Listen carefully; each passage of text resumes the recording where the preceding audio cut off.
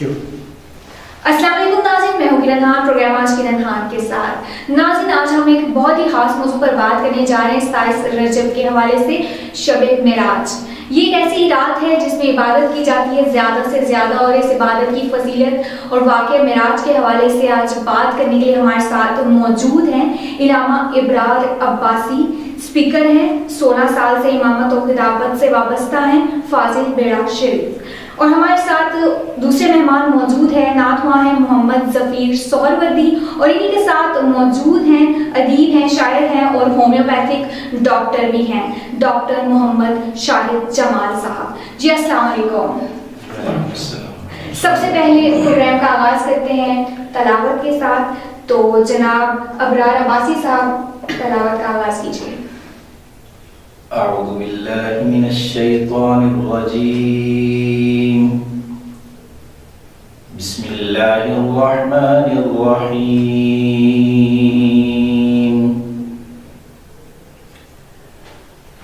सुब्हानल्लज़ी अस्रा बिअब्दिही लैलन मिनल मस्जिदिल हराम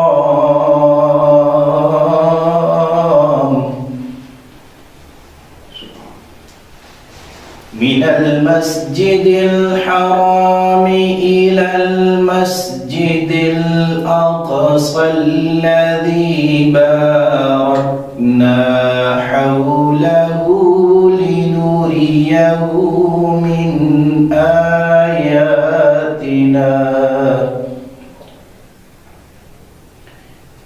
इन्नहू हुवस्समीउल बसीर। सदक़ल्लाहुल अज़ीम। जज़ाकल्लाह, सुभानअल्लाह। जी, तो जनाब अबरार अब्बासी साहब, आप मुझे सबसे पहले तो ये बताएं कि वाक़या मेराज के हवाले से आप क्या कहना चाहेंगे, क्योंकि ये एक इबादत की रात है, बरकत की रात है, और उसमें फजीलत के बारे में भी काफ़ी कहा गया, और कहा गया कि ये इबादत जो एक रात की होती है, इसका सवाब जो है कई सालों की इबादत से जो है मुंसलिक है। तो क्या कहना चाहेंगे? बिस्मिल्लाहिर्रहमानिर्रहीम। सबसे पहले तो मेराज शरीफ के हवाले से मैं ये अर्ज़ करता चलूँ कि वाक़या मेराज सरकार मदीना सल्लल्लाहु अलैहि वसल्लम की वो अज़ीम शान है कि जिसमें हुज़ूर नबी रहमत सल्लल्लाहु अलैहि वसल्लम को मस्जिद हराम से लेकर मस्जिद अक़सा तक और उसके बाद सातों आसमान, जन्नत, दोज़ख, अर्श मुअल्ला और कायनात की हर शय की हुज़ूर नबी मुकर्रम सल्लल्लाहु अलैहि वसल्लम को सैर कराई गई। तो सबसे बड़ी शान वाक़या मेराज को जो सबसे बड़ी फजीलत और अज़मत हासिल है वो नबी पाक सल्लल्लाहु अलैहि वसल्लम का मेराज पर जाना है। इसकी इबादत उसके बाद आती हैं। हज़रत अबू हुरैरा रज़ियल्लाहु ताला अन्हु से मुख्तलिफ रिवायात मरवी हैं मेराज की इबादत के हवाले से। एक छोटी सी इबादत, नवाफिल या बाकी इबादत से हट के छोटी सी मैं एक दुआ है उस हवाले से अर्ज़ करता चलूँ कि हज़रत अबू हुरैरा रज़ियल्लाहु ताला फरमाते हैं, जिसने मेराज की रात 100 मरतबा सुबहानल्लाह व बिहम्दिही सुबहानल्लाहिल अज़ीम पढ़ा तो उसके सारे गुनाह माफ़ कर दिए जाएंगे, अगरचे वो समंदर की झाग के बराबर। सुभान अल्लाह। तो क्या कहना चाहेंगे आप, ये किस सन में जो है वाक़या मेराज वो पजीर हुआ? मेराज के वाक़े के हवाले से मुख्तलिफ उलमा के मुख्तलिफ अक़वाल हैं। दो जो मशहूर अक़वाल हैं, बाज़ उलमा ने बताया है कि ये 5 हिजरी को सरकार मदीना सल्लल्लाहु अलैहि वसल्लम के ऐलान नबूवत के बाद 5वें साल हुआ है। लेकिन जिस पर इत्तेफाक है उलमा का वो यही है कि वाक़या मेराज ऐलान नबूवत के 11 साल बाद, यानी हिजरत से 2 साल कबल ये वाक़या पेश आया कि जिस रात हुज़ूर नबी मुकर्रम सल्लल्लाहु अलैहि वसल्लम में ये रजब की 27वीं रात थी और हज़रत उम्मे हानी रज़ियल्लाहु ताला अन्हा के घर हुज़ूर अलैहिस्सलाम आराम फरमाते, तो उस वक़्त जिब्रील अमीन आए, 70,000 फरिश्तों के साथ लेकर आए और हुज़ूर अलैहिस्सलाम की बारगाह में हाजिर होकर अर्ज़ करते हैं कि या रसूलल्लाह, आपका रब आपसे मुलाकात करने का मुश्ताक है। تو حضور علیہ السلام اس وقت براق نامی سواری پر سوار ہو کر اس رات میں معراج کے لیے تشریف۔ بہت شکریہ جناب ابرار عباسی صاحب۔ ڈاکٹر محمد شاہد جمال صاحب، اب میں آپ سے پوچھنا چاہوں گی کہ معراج شریف کی جو رات ہے اس کی کافی جو ہے فضیلت ہے، اور فضیلت کے علاوہ اس پہ جو لوگ ہیں نا روزہ بھی بہت زیادہ رکھتے ہیں معراج شریف کا، تو اس کے حوالے سے ہمیں کچھ بتا دیں۔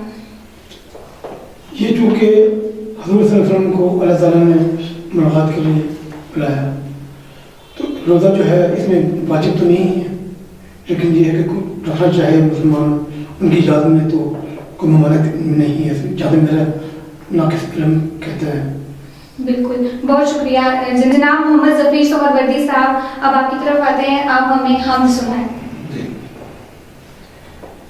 رہے جو ورد زبان لا الہ الا اللہ، لا الہ الا اللہ، لا الہ الا اللہ، لا الہ الا اللہ، بنے ہزار اعمال، لا الہ الا اللہ، لا الہ الا اللہ، لا الہ الا اللہ، لا الہ الا اللہ۔ اساس دین متین ہے، عقیدہ توحید،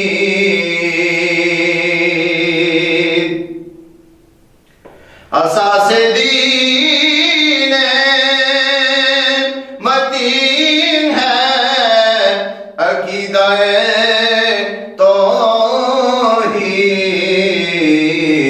وجود حق کا نشان، لا الہ الا اللہ، لا الہ الا اللہ، لا الہ الا اللہ، لا الہ الا اللہ۔ خدا کے سارے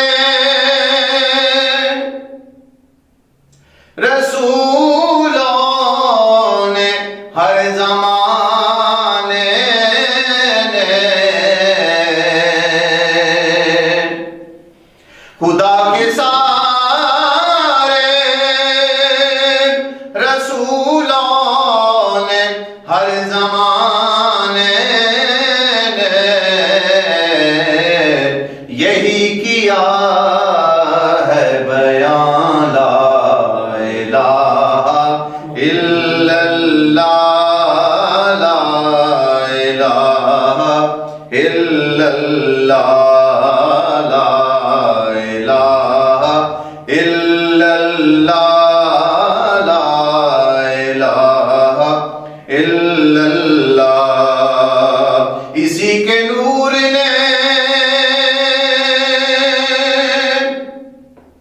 دونوں جہاں کو جگمگا ڈالا، اسی کے نور نے دونوں جہاں کو جگمگا ڈالا،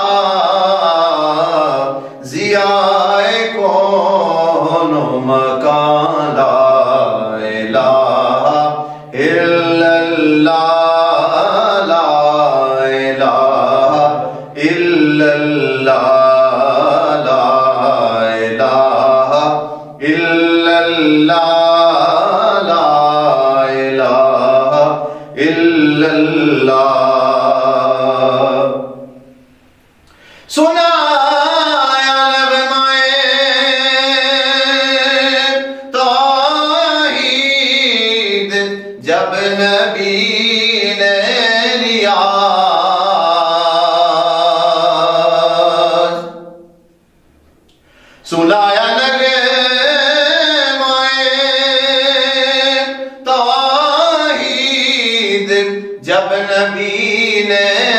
نیاز پکار اٹھا ہے جہاں لا الہ الا اللہ لا الہ الا اللہ لا الہ الا اللہ لا الہ الا اللہ. ماشاءاللہ، سبحان اللہ. بہت خوبصورت آواز ہے آپ کی اور بہت اچھا آپ نے کلام پڑھا. جی جناب ابرار عباسی صاحب، اب میں آپ سے پوچھنا چاہوں گی کہ واقعہ معراج کو ہمیں بطور جو ہے معجزہ لینا چاہیے، اس کے پیچھے کچھ اور عوامل تھے؟ واقعہ معراج بیسیکلی جو حقیقت ہے، ہم اس کے لیے ایک واقعہ کا لفظ استعمال کرتے ہیں، لیکن یہ ایک حقیقی سفر ہے. معراج جو لفظ ہے اس کا معنی ہے بلندی پر چڑھنا، عروج سے ہے، اور عروج کا مطلب ہوتا ہے بلندی کی طرف جانا. تو یہ ایک حقیقی واقعہ ہے جس میں اللہ کے محبوب صلی اللہ علیہ وسلم زمین سے لے کر آسمان تک اور عرش معلیٰ تک کی سیر کے لیے عروج کرتے گئے. ہر مقام جو سرکار کے راستے میں آیا حضور نے اس کو طے کیا، اس سے آگے چلتے گئے، پھر اس سے آگے چلتے گئے، پھر اس سے آگے چلتے گئے، اور کائنات میں کوئی ایسی شے نہیں تھی کہ جو معراج کی رات جس کا حضور علیہ السلام نے مشاہدہ نہ فرمایا. بالکل ایسا ہی ہے. شاہ جمال صاحب، آپ کیا کہنا چاہیں گے ماہ رجب کی اہمیت کے حوالے سے؟ ماہ رجب کی اہمیت جو ہے یہ ایک معجزہ تو ہے، کیونکہ دنیا میں آج تک ایسا نہیں ہوا کہ یہ جو تصور تھا جو رات پہ تشریف لے کے گئے تھے حضرت صلی اللہ علیہ وسلم، اس زمانے میں لوگوں کے ذہن میں یہ بات نہیں آتی تھی کہ یہ کس طرح جا سکتے ہیں. لیکن آج کل کے جو سائنس کا دور ہے اس میں یہ بات ثابت ہو چکی ہے کہ جو رفتار ہے انسان کی وہ کتنی ہو سکتی ہے. اور وہ 25,000 میل فی گھنٹہ کی رفتار سے انسان جب ہوا میں جاتا ہے خلا میں تو زمین کے اس کے گردش سے نکلنے کے لیے، مدار سے نکلنے کے لیے 25,000 میل فی گھنٹے کی رفتار اس کی ہونی چاہیے. اس کے بعد وہ نکل جاتا ہے، خلا میں چلا جاتا ہے. یہ تصور نہیں تھا، یہ ایک حقیقت تھی جو کہ اللہ تعالیٰ نے اپنے نبی کو معجزے کی شکل میں عطا کی اور انہوں نے یہ بتایا.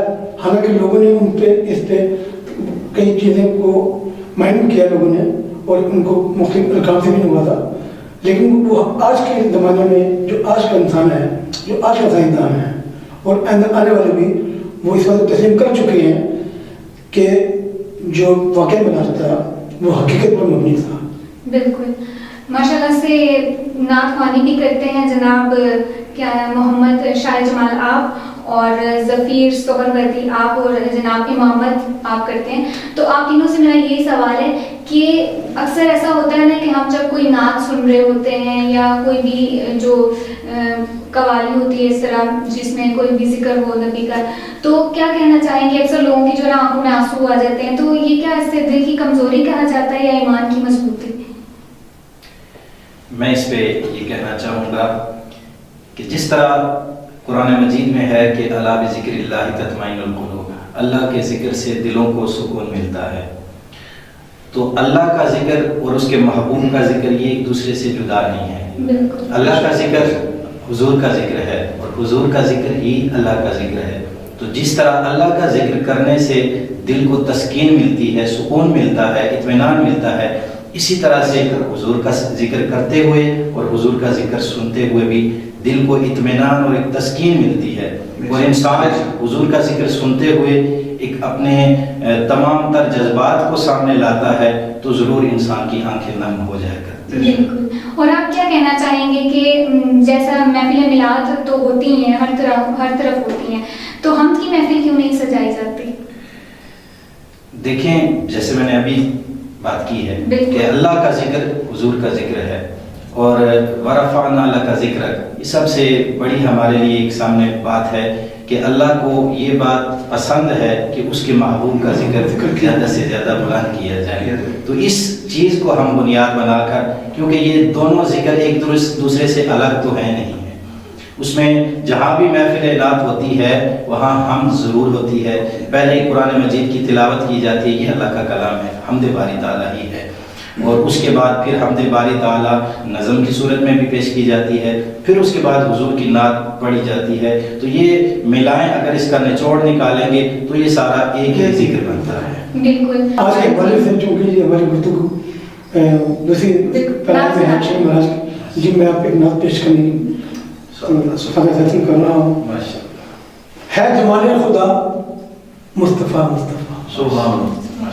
ہے جمال خدا مصطفیٰ مصطفیٰ مصطفیٰ مصطفیٰ مصطفیٰ مصطفیٰ مصطفیٰ، ہادی و رہنما مصطفیٰ مصطفیٰ، ہادی و رہنما مصطفیٰ مصطفیٰ، لب پہ ہر دم رہا مصطفیٰ مصطفیٰ، لب پہ ہر دم رہا مصطفیٰ مصطفیٰ.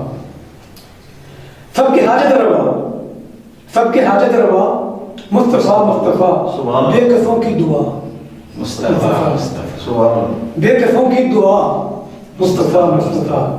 روشنی آپ ایمان کی لائے تھے، روشنی آپ ایمان کی لائے تھے، میری جاں فدا مصطفیٰ مصطفیٰ، میری جاں فدا مصطفیٰ مصطفیٰ.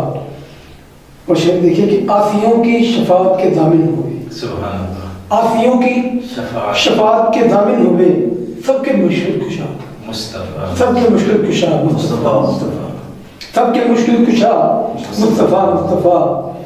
کتنے محجور ہم کتنے لاچار ہیں، کتنے محجور ہم کتنے لاچار ہیں، دو سہارا شاہ مصطفیٰ، دو سہارا شاہ مصطفیٰ مصطفیٰ.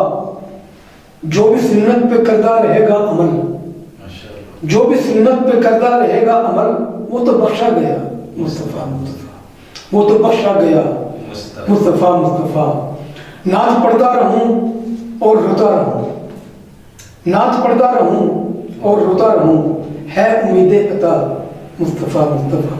ابھی آپ نے جو سوال کیا تھا کہ انسان جو کتبہ رو پڑتا ہے، جی بالکل، تو وہ یہ ضروری ہے، اس کے لیے کمزوری درد کی ضرورت نہیں ہے، دل میں درد ہونا چاہیے، دل میں اس کی محبت ہونی چاہیے، تو اس کو پھر اس کے آنسو بے ساتھ نکل لیتے ہیں. نعت پڑھتا رہوں اور روتا رہوں، ہے امید عطا مصطفیٰ مصطفیٰ. ہوگا دیدار ایک روز ہو جائے گا، ہوگا دیدار ایک روز ہو جائے گا، دل کی ہے یہ صدا مصطفیٰ مصطفیٰ، دل کی ہے یہ صدا مصطفیٰ مصطفیٰ. اے صبا میرا پیغام لے کر ذرا، اے صبا میرا پیغام لے کر ذرا، اب مدینے کو جا مصطفیٰ مصطفیٰ، اب مدینے کو جا مصطفیٰ مصطفیٰ. اے جمال اس کی حاجت روائی ہوئی، اے جمال اس کی حاجت روائی ہوئی، جو پکارے گیا مصطفیٰ مصطفیٰ، جو پکارے گیا مصطفیٰ مصطفیٰ. ہے جمال خدا مصطفیٰ مصطفیٰ، مصطفیٰ مصطفیٰ. کیا کہنا چاہیں گے آپ؟ یہ جو آپ نے اشعار پڑھے ہیں یہ آپ نے خود لکھے ہیں؟ جی میری اپنی. تو آپ کتنے عرصے سے لکھ رہے ہیں؟ یہ میں تقریباً کوئی 30 سال ہو چکی ہے میری. ماشاءاللہ، ماشاءاللہ، زبردست. یہ میں نے جو اپنی نعت تھی تقریباً 1995 میں نے لکھی تھی. یہ میری دوسری بک ہے پیٹھ کا بوجھ، میں یہ شامل ہے. اور کتنی کتابیں آپ لکھ چکے ہیں؟ میں 4 کتابوں کا مصنف ہوں ابھی تک. پہلی میری بک تھی بزرگ بچہ کے نام سے، دوسری بک یہ پیٹھ کا بوجھ. اس کے بعد 2 کتابیں میری الہام کی صورت اور الہام کی تلاش. اس میں مختلف شاعری میری ہے، نعت بھی ہے، منقبت بھی، اور مختلف جہتوں میں شاعری کی ہے. بالکل زبردست. ابرار عباسی صاحب، آپ بتائیں کہ ذہنی باتیں آپ امامت اور خطابت سے وابستہ ہیں، کافی جو ہیں آپ نے خطبے بھی دیے ہوں گے، تو آپ عبادت کے حوالے سے کیا کہنا چاہیں گے؟ جیسے نماز ہو گیا، جیسے نماز دین کا ستون ہے، بہت اس کے بارے میں جو اس کی فضیلت کے بارے میں کہا گیا، لیکن بہت زیادہ ایسا ہوتا ہے کہ بعض ٹائم لوگوں کو پتہ بھی ہوتا ہے لیکن وہ اس طرف آ نہیں رہے ہوتے. اس کی کیا وجہ آپ سمجھتے ہیں؟ عبادت کے حوالے سے پہلی بات تو میں یہ عرض کرتا چلوں کہ عبادت 2 طرح کی ہے. ایک جسمانی عبادت ہے اور ایک انسان کی بدنی جو روحانی عبادت ہے وہ ہے. کچھ چیزیں ایسی ہیں انسان ان کو چاہتے ہوئے بھی نہیں کر پاتا، کیونکہ شیطان نے اللہ تعالیٰ سے یہ وعدہ کیا تھا کہ میں انسان کو ضرور گمراہ کرتا رہوں گا، اور وہ آج تک انسان کو اللہ کے راستے سے ہٹانے پہ لگا ہوا ہے. تو وہ انسان کو ہر وقت گمراہ. تو اس کے لیے انسان کو اللہ اور اس کے رسول صلی اللہ علیہ وسلم کی بارگاہ کے ساتھ رجوع کرنا ہی سب سے بڑا ذریعہ ہے کہ انسان شیطان کے حملوں سے بچ سکتا ہے. تو عبادت چاہے کسی بھی صورت میں ہو. دیکھیں 5 چیزیں ایسی ہیں جن پر اسلام کی بنیاد ہے. یہ اسلام کے 5 بنیادی ارکان ہیں. سب سے پہلے عقیدہ توحید ہے، پھر اس کے بعد نماز ہے، پھر روزہ ہے، پھر حج ہے، پھر زکوٰۃ ہے. اگر ان عبادات میں سے ہم دیکھیں تو نماز یہ فقط جسمانی ہے. انسان جسم کے ذریعے سے اپنے سارے جو فعل سر انجام دیتا ہے نماز میں. اسی طرح زکوٰۃ ہے تو یہ فقط ایک مالی عبادت ہے، اس میں انسان کا جسمانی کوئی عمل داخل نہیں ہوتا ہے. حج ہے تو وہ جسمانی بھی ہے اور اس کے ساتھ ساتھ مالی عبادت بھی ہے. اسی طرح جو دیگر ارکان اسلام ہیں تو یہ انسان جو جتنی بھی عبادات سر انجام دیتا ہے ان میں کسی نہ کسی طریقے سے انسان کا جسمانی اور روحانی اور مالی یہ تمام پہلو اس میں شامل ہوتے ہیں. تو جو بھی پہلو انسان سر انجام دے گا وہ اللہ کی بارگاہ میں ضرور قبول ہوگی اور اس کے ذریعے سے انسان شیطان کے حملوں سے بچتا رہے گا. اب تک آپ کتنی محفلوں میں جا چکے ہیں؟ یہ تو گنا تو کبھی ہے نہیں، کیونکہ یہ ربیع الاول شریف کا مہینہ ہوتا ہے، اس میں ایک دن میں 3 محفلیں ہوتی ہیں، 4 محفلیں بھی ہوتی ہیں. تو کیسا آپ کا وہاں ایکسپیرینس رہا لوگوں کے ساتھ؟ اور ہمیں الحمدللہ میں نے آپ کو جیسے پہلے آپ نے خود بھی تعارف کرایا 16-17 سال سے ہم اس فیلڈ کے ساتھ ہم وابستہ ہیں. تو ہمارا صبح شام اٹھنا بیٹھنا بس یہی ہے کہ اللہ کا ذکر کرتے ہیں، اللہ کے رسول کا ذکر کرتے ہیں. یہی ہماری زندگی ہے اور یہی ہماری بندگی ہے. بالکل. لیکن ابھی بھی کچھ لوگ ایسے ہوتے ہیں نا کہ مطلب نماز پڑھ جاتے ہیں، ایک دن پڑھیں گے، 2 دن پڑھیں گے، لیکن وہ اسے کنٹینیو نہیں کر سکتے. تو اسے کیسے کنٹینیو کیا جا سکتا ہے؟ کیونکہ اکثر لوگوں کا سوال یہی ہوتا ہے کہ ہم مکمل طور پہ جو ہے عبادت کو مکمل نہیں کر پاتے، یعنی 2-3 نماز پڑھی اور پھر. تو کیا کہنا چاہیں گے اس کے حوالے سے؟ غالباً حضرت سلطان باہو رحمۃ اللہ علیہ نے یہ کہا تھا کہ دین اور دنیا یہ ایسی چیزیں ہیں جو ایک دل میں کبھی بھی جمع نہیں ہو سکتی. دنیا کو چھوڑیں گے تو تب دین پر پکے رہ سکیں گے. اگر ہم یہ کہیں کہ دین کو بھی ساتھ لے کے چلیں گے، دنیا کو بھی ساتھ لے کے چلیں گے، تو ایسا ممکن نہیں ہے. اور اسی وجہ سے ہم دین سے دور رہ جاتے ہیں، بلکہ پیچھے ہٹ جاتے ہیں کہ ہمارے لیے دین پہ چلنا مشکل ہو گیا ہے. اس کی وجہ یہی ہے کہ ہم دونوں چیزوں کو برابر چلانے کی کوشش کرتے ہیں، حالانکہ ایسا نہیں ہو سکتا. ہمیں دین کو مقدم رکھنا ہوگا اور دنیا کو اس کے بعد رکھنا ہوگا، تو ہمارے لیے کوئی راستہ مشکل نہیں ہوگا. بالکل صحیح کہا آپ نے. اور اس کے علاوہ آپ کیا کہنا چاہیں گے کہ جیسے آپ نے دین کی بارے میں بات کی، تو یہ جو ہوتا ہے ایک تو ہوتی ہے ہم لوگ یہ جو ایجوکیشن لے رہے ہیں دنیا میں، اور ایک اسلامی ایجوکیشن ہوتی ہے. تو اس کے حوالے سے آج کل کے دور میں دیکھا جائے تو زیادہ لوگ جو ہیں دنیاوی تعلیم کو زیادہ ترجیح دیتے ہیں. ایسا کیوں؟ یہ اصل میں معاشرے کے لیے سب سے بڑا مسئلہ روزگار کا ہے. جی، سب سے بڑا مسئلہ روزگار کا ہے. اور یہ میں سچی بات کہوں کہ جو ہماری فیلڈ ہے اس میں پیسہ کم ہے، نہ ہونے کے برابر ہے، اور اس میں اتنا وظیفہ ہوتا ہے کہ انسان مشکل سے اپنا گھر چلاتا ہے. لیکن الحمدللہ کبھی اس میں پریشانی نہیں ہوئی. تو لوگ اس پریشانی یا اس مسئلے کو دیکھ کر کہ اس فیلڈ میں پیسہ کم ہے تو لوگ دنیا داری کی طرف جاتے ہیں. یعنی کہ لوگ زیادہ تر آج کل پیسوں کو پریفر کر رہے ہیں. پیسوں کو کرتے ہیں. سب سے بڑی چیز ہی یہی ہے کہ لوگوں کے دل میں ایک جو دولت کی حرص اور ہوس ہے وہ ان کو دین سے ہٹا کر دنیا کی طرف لے جا رہی ہے. بالکل آپ نے صحیح فرمایا. جناب محمد شاہد جمال صاحب، آپ کیا کہنا چاہیں گے؟ کیونکہ جیسا کہ واقعہ معراج کے حوالے سے انہوں نے کافی جو ہے کھل کر بات کی.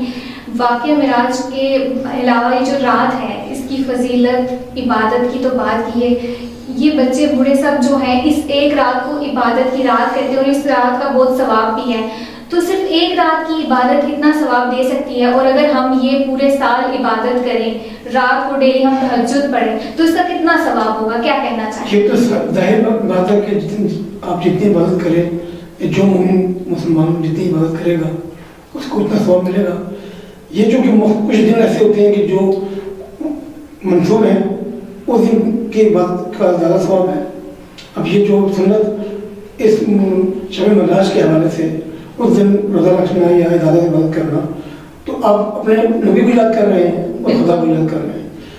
वैसे तो सारा साल हम पे हुक्म है कि हम नमाज पढ़ें, इसलिए अल्लाह ताला ने इंसान पे नमाज फर्ज कर दी। नमाज बिल्कुल फर्ज की तो है। ये इसमें तो कोई तो क्या पैगाम देना चाहेंगे आप वाक़या मेराज के हवाले से? यही कि शब मेराज इंसान को अपने जो लगन है और जो खुदा से लगाए रखनी चाहिए, यही ज़िंदगी, ये तो ज़िंदगी है, ये तो नापायदार ज़िंदगी है आज की।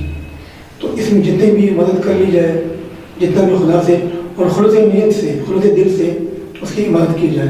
बिल्कुल जैसे आपने बात की ऐसे थी, मैं जस्टिफाई नहीं कर रहा कि लोग कुछ नमाज़ें पढ़ते हैं तो छोड़ देते, मैं खुद भी इसमें शामिल बहुत लोग हैं जी, कि हम भी नहीं पढ़ पाते नमाज। लेकिन बात यह है कि अल्लाह ताला को खुलूस दिल से जो नमाज अदा की जाए वो ज़्यादा कबूलियत में आती है। तो बाकी ये है कि इंसान को अपना माजबा करते रहना अबरार चाहिए। अब्बासी साहब, आप क्या मैसेज देना चाहेंगे शब मेराज के हवाले से? मैं एक हदीस पाक पढ़ के तो अपनी बात को इख्तिताम की तरफ ले जाऊंगा। हज़रत अब्दुल्ला इब्न मसूद रज़ियल्लाहु अन्हु फरमाते हैं कि मेराज की रात सरकार को बहुत सारे इनामात अता किए गए। उनमें से जो 3 इनामात उन्होंने जिक्र किए हैं, सबसे बड़ा इनाम 5 वक्त की नमाज है जो मेराज की रात हुज़ूर अलैहिस्सलाम की उम्मत को अता किए गए। फिर उसके बाद सूरह बकरा की आखिरी 3 आयत हैं, वो भी सरकार दो आलम सल्लल्लाहु अलैहि वसल्लम को मेराज की रात अता की गई हैं। और तीसरा जो उन्होंने बयान फरमाया, हज़रत अब्दुल्लाह इब्न मसूद रज़ियल्लाहु अन्हु फरमाते हैं कि हुज़ूर ने फरमाया कि तीसरा इनाम मेराज में मुझे ये मिला कि मेरी उम्मत में से जो भी शख्स, बाकी तमाम सारी इबादतें या गुनाह एक तरफ हैं, अगर मेरा कोई उम्मती ऐसा हो जिसने शिर्क ना किया हो तो उसको अमल एक तरफ, लेकिन अल्लाह ताला ने मुझसे ये वादा किया है कि उसको अल्लाह ताला जन्नत अता फरमाएगा। यानी शिर्क को जो है बड़ा गुनाह है, शिर्क की बख्शिश नहीं है। बख्शिश नहीं। बाकी अगर अमाल थोड़े हैं या ज़्यादा हैं, हुज़ूर ने फरमाया मेरे रब ने मुझसे वादा किया है कि अगर शिर्क न किया तो मैं आपकी उस उम्मत की बख्शिश करूँगा। माशाअल्लाह सुभान अल्लाह। ज़फ़ीर सोहरवर्दी साहब, आप क्या कहना चाहेंगे? जी, मैं कलाम है वो मेराज के हवाले से अल्लामा शाह नसीरुद्दीन गोल्डी चलिए आप कलाम सुनाएं, उसके बाद हम इख्तिताम की तरफ जाएं। जी। और ही कुछ है दो आलम की आवाज की रात, और ही कुछ है दो आलम की हवा आज की रात। सैर को निकले हैं महबूबे खुदा आज की रात। सैर को निकले हैं महबूबे खुदा आज की रात।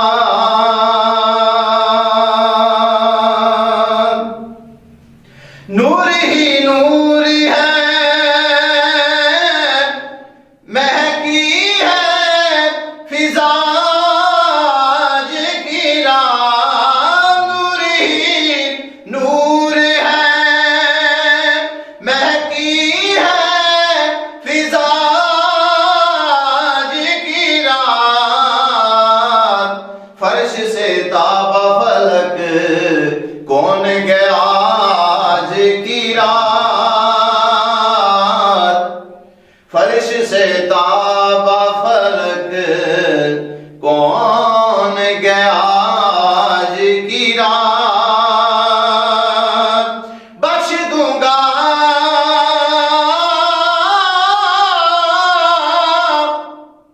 बख्श दूंगा तेरी उम्मत को तेरे सदके।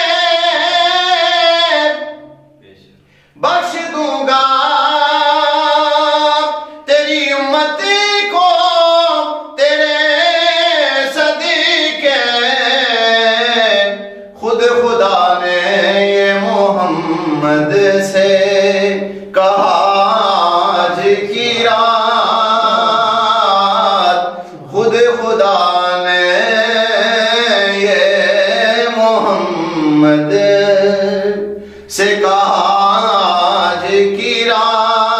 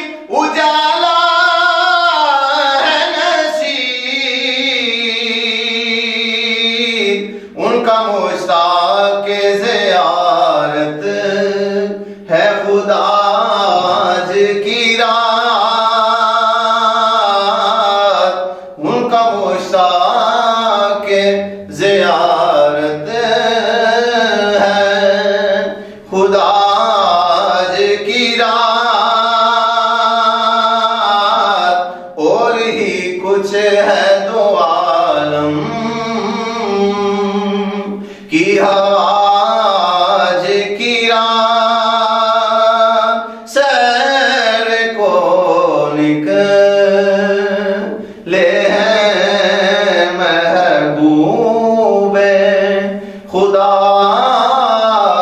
ذکرہ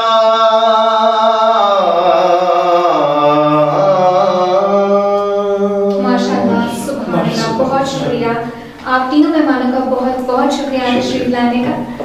جی تو ناظرین، جیسا کہ آپ نے واقعہ معراج کے حوالے سے ہمارے تینوں مہمانوں کی گفتگو سنی، ناظرین آپ کو پتہ ہے کہ ہم مسلمان ہیں، ہم سے کہیں نہ کہیں کوئی نہ کوئی غلطی ہوتی رہتی ہے، دن میں نہ جانے ہم کتنے گناہ کرتے ہیں، کتنی غلطیاں کرتے ہیں۔